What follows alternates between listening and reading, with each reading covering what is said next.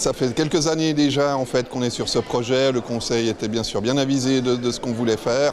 Donc quelque part, c'est pas une surprise, mais c'est très plaisant. On va maintenant pouvoir aller de l'avant avec cette étude et puis arriver, j'espère en fin d'année, avec un projet vraiment ficelé de réalisation pour cette nouvelle déchetterie.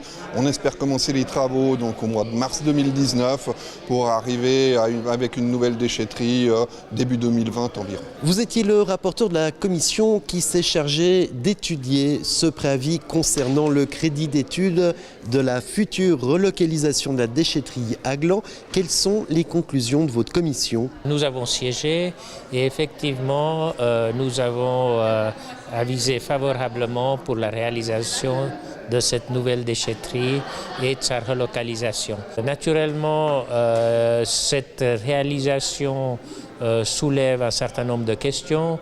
Il y a premièrement son accès, sa circulation qui semble être un point qu'il faudrait regarder en détail.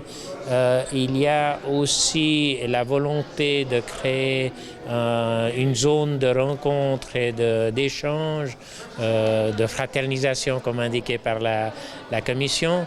Et la question se pose, est-ce que c'est une bonne ou mauvaise idée? Nous aimerions que la municipalité y regarde en profondeur. Vous avez fait partie de la commission chargée d'étudier ce projet de relocalisation de la déchetterie, mais pourtant vous ne l'avez pas signé. Pourquoi? Alors j'ai pas signé le rapport sur le projet de déplacement de la déchetterie parce que je pense qu'un tel déplacement doit s'inscrire dans une politique globale de gestion des déchets et que ça ne peut pas être juste un élément isolé et qu'on doit réfléchir de manière plus large que cet élément-là uniquement.